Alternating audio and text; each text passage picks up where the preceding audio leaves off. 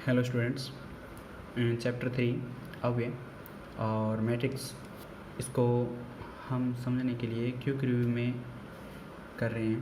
तो ज़्यादा डिटेल न करवाते हुए मैं आपको जो इंटरेस्टेड स्टूडेंट है उनको बताना चाहूँगा कि 1857 में जो गणितज्ञ आर्थर केली थे, उन्होंने यानी कि 1857 आर्थर केली जब वो समीकरणों का हल करने के लिए का प्रयास कर रहे थे, तब उनको ये अव्यय सिद्धांत का पता लगा भी।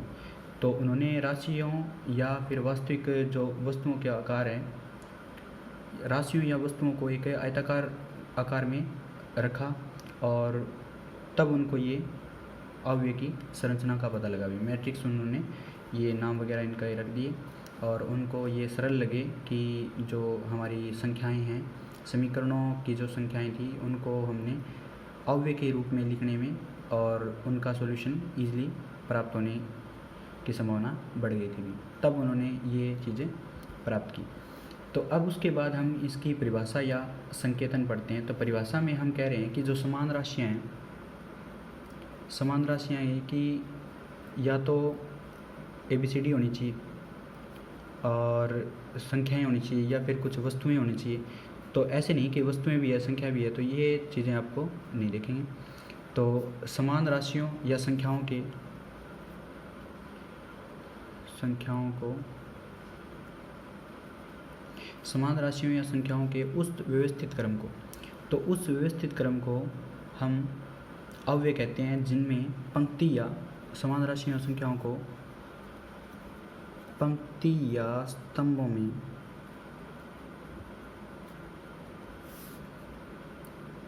आयताकार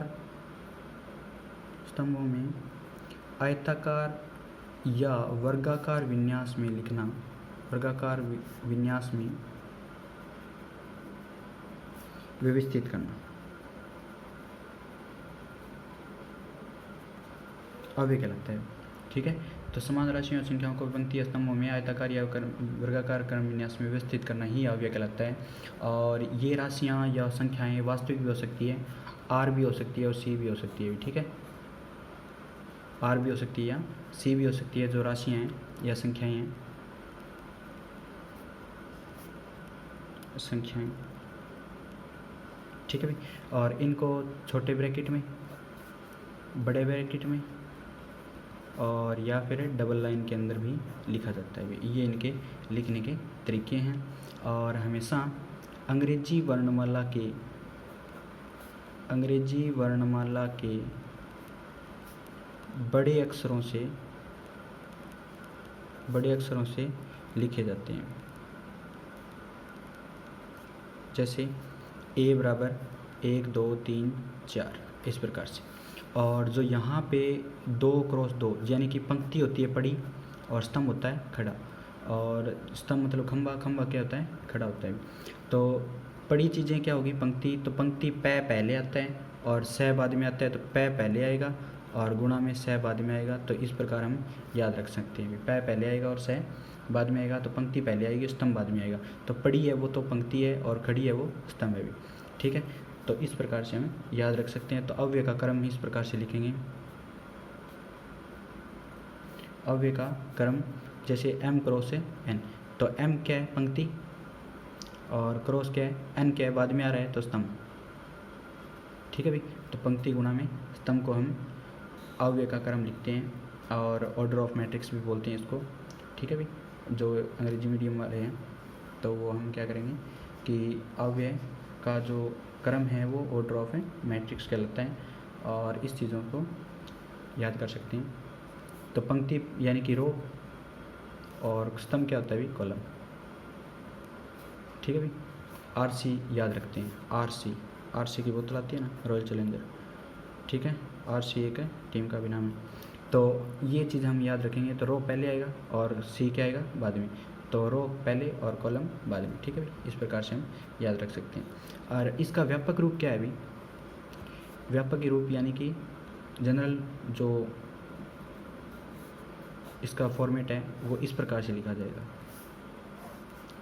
A11 यानी कि पहली पंक्ति पहला स्तंभ, और A12 और एंड सो ऑन और AN1 और इसी प्रकार। ये 3 पॉइंट का मतलब है और इसी प्रकार, यानी एंड सो ऑन। 3 से ज़्यादा लगाने पे ये गलत माने जाते हैं भी, ठीक है। तो A21 A22 and so on A2N and so on AN, यानी कि AM1 AM2 और AMN। तो M क्रॉस से N का वेक्टर। तो जो 1 1 2 2 जो यहाँ पे वर्गाकार में हम देखेंगे, वर्गाकार में तो वो A1 1 2 2 3 3 NN आएगा, वो क्या होगा, हमारा प्रिंसिपल डायगोनल होगा, यानी कि मुख्य विकर्ण होगा, ठीक है भाई। तो इस प्रकार से भी हम कर सकते हैं। तो ये व्यापक रूप है इसका। और जो पड़ी होती है वो पंक्ति होती है, और खड़ी जो है वो स्तंभ यानी कि कॉलम है, ठीक है। और अव्यय के प्रकार देखेंगे क्या है। तो टाइप ऑफ मैट्रिक्स क्या आएगा भाई, जो टाइप ऑफ मैट्रिक्स है तो वो इस प्रकार से हम पढ़ेंगे कि पहला पंक्ति अव्यय और यानी कि रो मैट्रिक्स। नाम से ही पता लग रहा है, जिसमें पंक्ति है तो वो एक पंक्ति होगी और सारे स्तंभ होंगे भी, ठीक है। तो एक पंक्ति होगी और वो सारे क्या होंगे, स्तंभ होंगे। तो A बराबर एक पंक्ति 2 2 5 3, तो एक पंक्ति होगी और 3 स्तंभ हो गए, तो ये पंक्ति अव्यय हो गया, ठीक है भाई। और इसको हम 1 क्रॉस n भी लिख सकते हैं, इसका जो क्रम है वो 1 क्रॉस से n भी लिख सकते हैं। दूसरा क्या है, स्तंभ अव्यय। स्तंभ अव्यय नाम से ही एक स्तंभ होगा और पंक्ति कितनी भी हो सकती है, तो m क्रॉस से 1 लिख सकते हैं। तो यानी कि इसमें एग्जाम्पल क्या कर रहे हैं कि एक स्तंभ होगा और पंक्ति कितनी होगी, खंबे पे कितने पर्चे चेप सकते हैं, 1 2 3 ऐसे। तो ये क्या होगा, 3 क्रॉस से 1 का। तो 3 पंक्ति है, 3 पड़ी चीज़ें हैं, तो 1 2 3 3 पड़ी है और एक खड़ा है भी, ठीक है। तो ये क्या होगा, 3 क्रॉस से 1। और उसके बाद देखेंगे कि वर्गाकार क्या होता है। वर्गाकार यानी कि स्क्वायर मैट्रिक्स। तो इसमें जो ऑर्डर होता है वो m क्रॉस से n होता है भी। तो m क्रॉस n का मतलब यहाँ पे m और n बराबर आने चाहिए भी। तो यहाँ पे m और n बराबर होने चाहिए। जैसे कि a बराबर क्या हुआ, 1 2 3 4, तो यानी कि 2 क्रॉस से 2। b बराबर क्या हुआ, 1 2 3 4 5 6 7 8 9, तो यानी कि 3 क्रॉस से 3। तो ये m और n बराबर आएंगे, तो पंक्ति और स्तंभ बराबर होंगे, तो वो वर्गाकार मैट्रिक्स कहलाएगा भी, ठीक है। और इसको जनरली ऐसे ही पढ़ेंगे, एक जैसे यह 2 क्रम का है, 2 ऑर्डर का है, और ये 3 ऑर्डर का है, 3 क्रम का, 2 क्रम का। 2 क्रम का मैट्रिक्स A और 3 क्रम का मैट्रिक्स है B। तो इस प्रकार से हमें इनको ऐसे नहीं पढ़ेंगे 2 क्रॉस 2 का, 3 क्रॉस 3 का, ऐसे नहीं, 2 क्रम का, 2 ऑर्डर का, 3 ऑर्डर का, 4 ऑर्डर का, 5 ऑर्डर का, ऐसे। तो वो क्या होते हैं, देखते एक चीज़ दी हुई है तो अपने को पता लग जाता है वर्गाकार है, तो 2 क्रॉस 2 का होगा, 3 क्रॉस से 3 का होगा, 4 क्रॉस से 4 का होगा। इस प्रकार से हम कर लेंगे। तो वर्गाकार में ही आगे क्या कर रहे हैं कि इसके बाद जो हमारे पास को मिलेगा वो विकर्णाव्यय मिलेगा। तो विकर्णाव्यय क्या होता है, विकर्णाव्यय होता है डायगोनल मैट्रिक्स।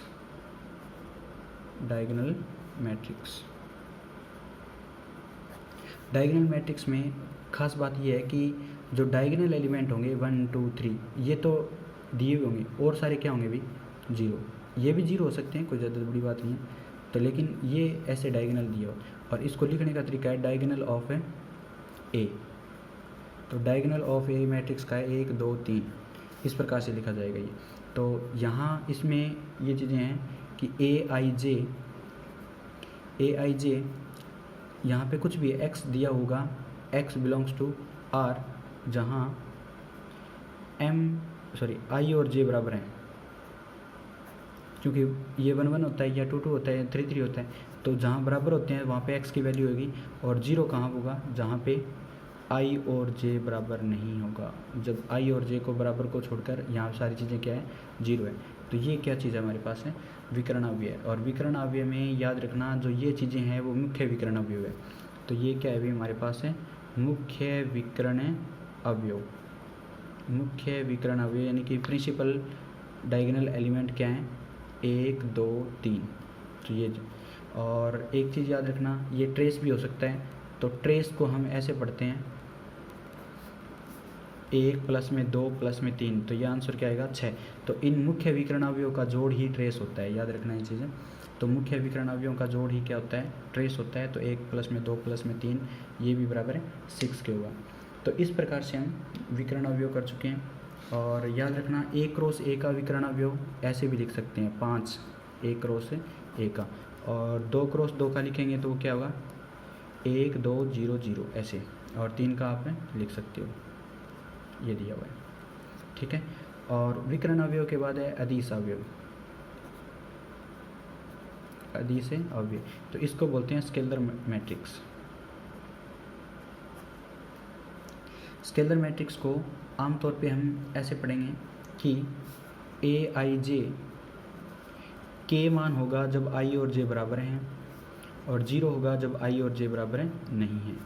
तो ए बराबर 1 यानी कि यहाँ पे 2 2 2 0 0 0 0 0 0, तो ये क्या है अपने पास है सकल समान होगी। स्केलर का मतलब होता है सकल समान, तो यानी कि सभी विकर्ण अवयवों की जो मुख्य विकर्ण अवयव हैं उनकी सकल समान होगी तो वो स्केलर होगा, ठीक है भाई। सकल समान होगी यानी 2 2 2 3 3 3 4 4 4 5 5 1 6 6 6, तो ये चीज़ें कंडीशन है हमारे पास, तो स्केलर है अवयव की। उसके बाद हम क्या पढ़ेंगे इकाई अवयव। इकाई अवयव का मतलब होता है यूनिट मैट्रिक्स, और यूनिट मैट्रिक्स में हम क्या कर रहे हैं कि जो ए आई जे है वो हमारे पास एक ही आएगा जब आई और जे बराबर हैं, और 0 आएगा जब आई और जे बराबर नहीं है। तो इसको हम पढ़ेंगे तो इसको यूनिट मैट्रिक्स को आई से लिखते हैं। अभी यूनिट मैट्रिक्स को आई से लिखते हैं, जहाँ I3 है, तो I3 का मतलब 3 क्रॉस 3 का 1 1 1 और सारे 0, ठीक है। तो I2 का मतलब है कि 2 क्रॉस 2 का, तो 1 1 0 0, तो इस प्रकार से हम कर सकते हैं। I1 का मतलब होता है 1, 1 क्रॉस 1, तो इस प्रकार से हम I4 का मतलब होता है 4 क्रॉस 4 का। आगे ये क्वेश्चन है 1 0 0 0 0 1 0 0 0 0 1 0 0 0 0 1, तो इस प्रकार से 4 क्रॉस 4 का हम यूनिट मैट्रिक्स से प्राप्त कर सकते हैं। उसके बाद शून्य अवयव। शून्य अवयव में हम क्या कर रहे हैं कि इसको जीरो मैट्रिक्स, अंग्रेजी वर्णमाला के बड़े अक्षर ओ से इसको दर्शाया जाता है, या कैपिटल बड़े ओ से यानी कि बड़े 0 से दर्शाया जाता है। बड़ा 0 या अंग्रेजी वर्णमाला के बड़े ओ से दर्शाया जाता है, और इसमें सारे अवयव क्या होते हैं भी 0, ठीक है। ये कितने भी क्रम का हो, 2 पंक्ति और 3 स्तंभ, ये आयताकार या वर्गाकार दोनों होते हैं, ठीक है भाई। तो आयताकार में तो 2 क्रॉस 3 का, और ये क्या हो गया अभी 0 0 0 0 2 क्रॉस 2 का।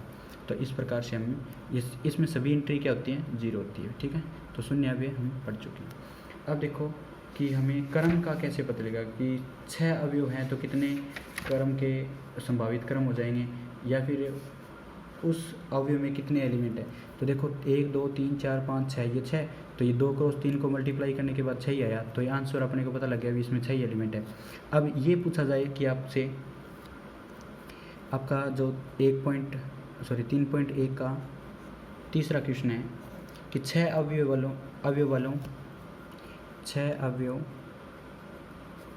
वाले अवयव की संभावित है कोटि क्रम। तो 1 क्रॉस 6 हो सकता है क्योंकि इन दोनों का मल्टीप्लाई 6 आ रहा है। 2 क्रॉस 3 हो सकता है क्योंकि इन दोनों का मल्टीप्लाई भी 6 ही आ रहा है।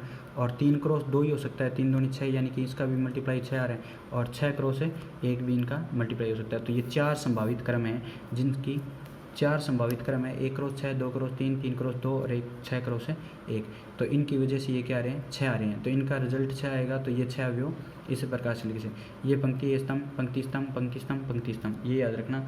और एक क्वेश्चन था कि दूसरा क्वेश्चन जैसे कि ये एक्सरसाइज 3.1 का दूसरा क्वेश्चन था हमारे पास कि I4 को लिखना था, 4x4 I का इकाई अव्यय, तो I4 लिख दिया, तो ये आपके पास है आंसर है।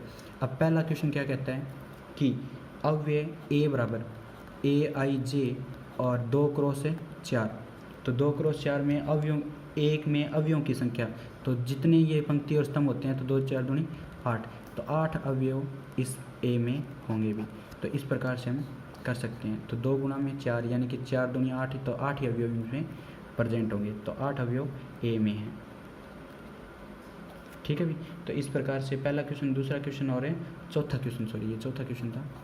तीसरा क्वेश्चन क्या कहता है, तीसरा क्वेश्चन कहता है कि k प्लस में 4 और -1 और 3 और k प्लस में k माइनस में 6 बराबर क्या दिया हुआ है, a माइनस 1 3 माइनस से ये 3 माइनस 4 ये, तो ये दोनों बराबर हैं, तो a का मान ज्ञात करना है। तो इसमें से a का मान ज्ञात करना है, तो आप क्या करोगे भी, ये 2x2 का है। पहली बात तो ये समान अवयव कब होते हैं, समान अवयव के लिए दो कंडीशन होती है, जब इनका क्रम बराबर होता है और जो संगत अवयव हैं वो बराबर होने चाहिए। तो संगत अवयव पहले का बराबर होगा, तो k प्लस 4 है वो a के बराबर होगा, याद रखना। अब -1 के बराबर होगा, तो इसका ये एलिमेंट इसके बराबर है और ये एलिमेंट इसके बराबर है, तो k -6 किसके बराबर है, -4 के। तो ये -6 है वो इधर जाके क्या हो जाएगा अभी प्लस का, तो k का मान क्या आएगा अपने पास है, तो ये प्लस का 6 4 में से गया तो 2 बचेगा, और यहाँ पे a बराबर रखने पे ये 2 रखूँगा ये 4 रखूँगा, तो आंसर क्या होगा अभी, a का मान हमारे पास है 6 है। तो इस प्रकार से हम कर सकते हैं। तो ये 1 से लेकर 4 तक क्वेश्चन तो एकदम ईजी थे, तो मैंने इसमें ज़्यादा कुछ नहीं करवाया और वो आप कर सकते हो। अब देखो पांचवा क्वेश्चन क्या कहता है, पांचवा क्वेश्चन कहता है कि 2x2 का क्रम अव्यय का AIJ के रूप में लिखना है इसको, और हमारे पास जिसके अवयव क्या दिया अभी, AIJ और 2i माइनस में j और बटा में क्या दिया हुआ है, 3i प्लस में j, तो ये चीज़ दी हुई है। तो 2x2 का हमें तैयार करना है, तो 2x2 का तो ऐसे होता है अभी, यहाँ पे A11 A12 क्योंकि दूसरा स्तंभ है, यहाँ पे A21 और ये A22, तो यहाँ पे दूसरी पंक्ति और पहला स्तंभ, दूसरी पंक्ति दूसरा स्तंभ, इस प्रकार से हम करेंगे। तो यहाँ पे सबसे पहले A11 ज्ञात करना, i का मान भी 1 j का मान भी 1, तो 1 1 रखेंगे तो 2 माइनस में 1, और यहाँ पे 1 1 रखेंगे तो 3 प्लस में 1, कितना आया 1 बटा में 4।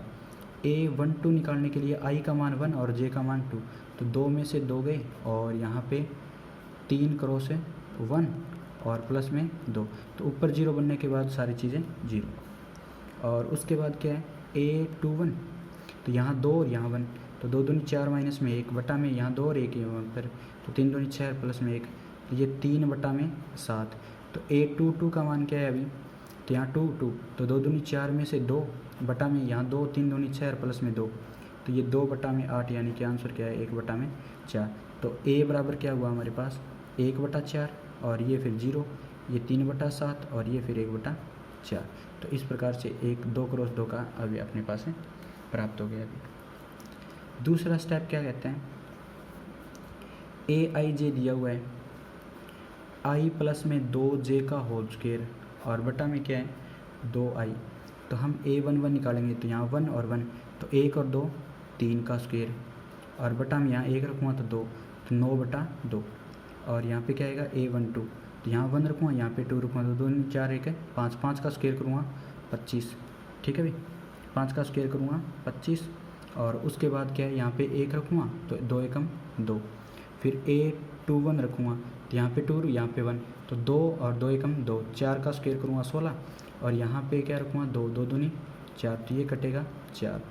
A22 का मान क्या है अभी, यहाँ पे 2 यहाँ पे 2, तो 2 दूनी 4 और 2 6, 6 का स्क्वायर 36, यहाँ पे 2 रखूँगा तो 2 दूनी 4, ये कितना आएगा अभी 9। तो A बराबर क्या होगा हमारे पास 9 बटा 2 और फिर 25 बटा 2 और ये फिर 4 और ये फिर 9। तो इस प्रकार से हम कर सकते हैं, अभी 2x2 का प्राप्त हो जाएगा। थर्ड में क्या कहता है AIJ और 2i माइनस में 3j। तो यहाँ पे a1 रखूँगा तो यहाँ 1 यहाँ 1, तो 2 में से 3 गया -1। यहाँ पे 1 2 रखूँगा तो यहाँ पे 1 यहाँ पे 2, तो 3 दूनी 6 में से 2 गए -4। a21 रखूँगा तो ये क्या आएगा, 2 दूनी 4 में से 3 गया 1, और a22 रखूँगा तो 2 दूनी 4 3 दूनी 6 यानी कि -2। तो a क्या प्राप्त हुआ अभी अपने पास है -1 -4 1 और -2। तो 2 क्रॉस 2 का मैट्रिक्स अपने पास है मिल गया अभी। अब उसके बाद छठा क्वेश्चन क्या कहते हैं, 2 क्रॉस 3 का 3 क्रम का एक अवयव अपने पास बनाना है जो aij है और जिसका अवयव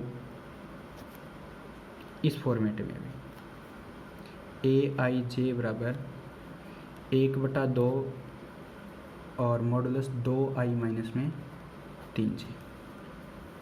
तो हमारे पास a11 क्या आएगा अभी, और अपने को पता ही है कि a क्या होता है 2 क्रॉस 3 का, a11 a12 a13 a21 a22 और a23। ये 2 क्रॉस है 3 का, 2 पंक्ति है और 3 है स्तंभ है भी, ठीक है। तो यहाँ पे लिखाएंगे a11 क्या आएगा 1 1, तो 2 में से 3 गया -1, और -1 का मॉडुलस करने पे ये आंसर क्या होता है प्लस का, तो प्लस का 1/2। a12 रखेंगे तो 1/2 तो 12 ही, यहाँ पे 1 रखूँगा यहाँ पे 2 रखूँगा, तो 3 दूनी 6 और 2 एकम 2, तो 6 में से 2 गए 4, और 4 को हम मॉडुलस करेंगे तो माइनस का है तो वो प्लस का हो जाएगा, और 4 में 2 का भाग देंगे 2।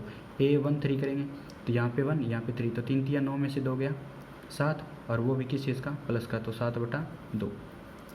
a21 करेंगे तो 2 और 1, तो 2 दूनी 4 में से 3 गया 1, तो 1/2। a22 करेंगे तो क्या आएगा अभी 2 और 2, तो 3 दूनी 6 में से 4 गए -2, और यहाँ पे प्लस हो जाएगा वो ऑटोमेटिक, तो प्लस का 1 आ जाएगा। तो 2 3 करेंगे तो यहाँ पे 2 और यहाँ पे 3, तो 9 में से 4 गए 5, और ये 5/2। तो जो हमारे पास a था वो क्या आएगा 1/2 2 7/2 1/2 1 और 5/2। ये हमारे पास है 2 क्रॉस है 3 का जाएगा। अब देखो 7 नंबर क्वेश्चन क्या कहते हैं, 7 नंबर क्वेश्चन में यदि a + b 2 7ab -3 4 वो बराबर किसके दिया हुआ है अभी 6 2 7 8 -3 और 4, तो देखो ये बराबर है, तो ये कितना है 3 क्रॉस 2 का, और ये भी 3 क्रॉस है 2 का। तो अपने को पता है समान अवयव कब होते हैं, जब उनके संगत अवयव और क्रम बराबर होते हैं, तो क्रम बराबर है संगत अवयव बराबर कर लो भी। तो a + b किसके बराबर आया 6 के, और 2 2 बराबर 7 7 बराबर ab किसके बराबर आया 8 के। तो यहाँ से b का मान निकाल लो, b का मान आया 6 - a, ठीक है भाई। तो 6 - a यहाँ रख दिया, तो 6 में a गुणा में 6 में a बराबर 8, तो ये आया 6a - a का स्क्वायर बराबर 8। तो इसको मैं इधर ले गया तो a का स्क्वायर, और ये भी इधर गया तो -6, और ये प्लस का 8 पड़ा है बराबर 0। तो इनके टुकड़े करो भी, तो गुणा करने पे 8 आना चाहिए, जोड़ करने पे 6 आना चाहिए, तो क्या होगा 4 दूनी 8। तो a का स्क्वायर माइनस में 4a माइनस में 2a प्लस में 8 बराबर 0। तो यहाँ से a कॉमन निकलेगा a - 4, यहाँ से 2 कॉमन निकलेगा माइनस का, तो a - 4 बराबर 0। तो ये दोनों चीज़ें क्या है a - 4 और यहाँ पे a - 2 बराबर 0। तो a का मान 4 और a का मान है 2। तो देखो a का मान 4 है तब तो b का मान क्या आएगा अभी 2, और या फिर जब a का मान 2 है तब b का मान क्या आएगा 4, ठीक है। तो इस प्रकार से हम कर सकते हैं, जब a का मान 4 है तो b का मान 2 है, और a का मान 2 है तो b का मान है 4 है। ये चीज़ें हम सॉल्व कर सकते हैं। तो 8 नंबर क्वेश्चन में देखो, वहाँ पे याद रखना जब a का मान 4 है तो b का मान 2 तथा या फिर और लिख लेना, ठीक है। और a का मान 2 है तो b का मान है 4, तो ये आंसर है। तो 8 नंबर में क्या कहते हैं कि यदि 2x 3x प्लस में y माइनस में x प्लस में z और 3y माइनस में 2p बराबर दिया हुआ है 4 5 -4 और 3, तो यहाँ पे x y z और p के मान ज्ञात करने हैं, ठीक है। तो ये समानावयव का क्रम बराबर और संगत अवयव बराबर होने चाहिए। तो 2x किसके बराबर है अभी 4 के, तो x का मान क्या है 2, तो ये तो आंसर यहाँ से हो गया। और ये किसके बराबर है अभी 3x प्लस में y बराबर है 5, तो x का मान तो 2 है, तो 2 दिया 6, 6 इधर जाएगी माइनस होगा तो क्या होगा अभी 6, 5 में से 6 गई माइनस का 1, तो ये तो आ गए दोनों। और ये किसके बराबर होगा अभी माइनस एक्स प्लस में z बराबर -4, तो x की मान क्या है माइनस, यहाँ पे 2 रखेंगे तो -2 होगा, तो -2 इधर जाए क्या हो जाए अभी -4 प्लस में 2, तो आंसर क्या होगा -2, तो z का मान -2। ठीक है भाई। और उसके बाद ये रखिया 3y माइनस में 2p और बराबर किसके है वो 3 के, और y का मान कितना है माइनस, तो -3 और -2p बराबर है 3, तो ये इधर जाएगा और ये इधर जाएगा, तो 3 से 3 वैसे ही इधर लेके आओ, तो -3 और बराबर क्या हुआ 2p, तो ये कितना हुआ 2p बराबर है -6, तो p का मान कितना हुआ -3। इस प्रकार से सारे आंसर है अपने पास से प्राप्त हो जाएंगे। अब देखो 9वां क्वेश्चन क्या कहता है, ए बी सी के किन मानों के लिए, तो ए बी सी के मान निकालने हैं, तो a बराबर a माइनस में 2 3 2c 12c b प्लस में 2 और b गुणा में c बराबर है, यानी कि b बराबर दिया हुआ है b c 6b a और 3b। अब किन मानों के लिए दोनों बराबर हों, तो a बराबर b लगाना है और a b c का मान है अपने को पता लगाना है। तो देखो अब देखो ये दोनों क्रम में तो बराबर हैं, 2 क्रॉस से 3 का है और ये भी 2 क्रॉस से 3 का है, संगत अवयव बराबर होने चाहिए। तो 3 किसके बराबर होगा c के, और यहाँ से भी 3 आ रहा है, यहाँ पे कोई दिक्कत नहीं है, ये इसके बराबर होगा, ये इसके बराबर होगा और ये इसके बराबर होगा। तो देखो अब अपने पास c का मान 3 आ गया, और ये देखो 12c बराबर 6b है, तो यहाँ पे 3 रखूँगा तो 12 3 36 बराबर 6b, और 6 का भाग दूंगा तो b का मान कितना है अभी 3 आ गया अपने पास, सही है, 6 आ गया, 6 का 36। और इसमें देखो जब a माइनस में 2 बराबर b है, तो यहाँ पे b का मान 6 रख दिया, तो a माइनस में 2 बराबर है 6, और ये इधर जाए क्या हो जाएगा a का मान है 8, तो ये अपने पास a का मान b का मान c का मान है प्राप्त हो गया। तब ये दोनों क्या होंगे बराबर होंगे a और b मैट्रिक्स। तो इस प्रकार हमने 3.1 एक्सरसाइज कर ली, जिसके 1 से लेकर 9 तक क्वेश्चन हमने सोल्व कर लिए, और आप भी इनमें आसानी से एग्जाम्पल वगैरह और सोल्व कर सकते हो। कोई भी प्रॉब्लम आती है तो मुझे कमेंट बॉक्स में आप लिख के बता सकते हो कि इस एग्जाम्पल और इस क्वेश्चन में हमारे पास है प्रॉब्लम है, तो मैं उसको दोबारा से सोल्व करके वीडियो बना दूँगा। थैंक यू, आज के लिए थैंक यू, और चैनल को सब्सक्राइब कर लीजिए ताकि आप हमारी जो भी नेक्स्ट वीडियो आपके पास आए तो उसका नोटिफिकेशन पहले से आपको प्राप्त हो जाए। Thank you.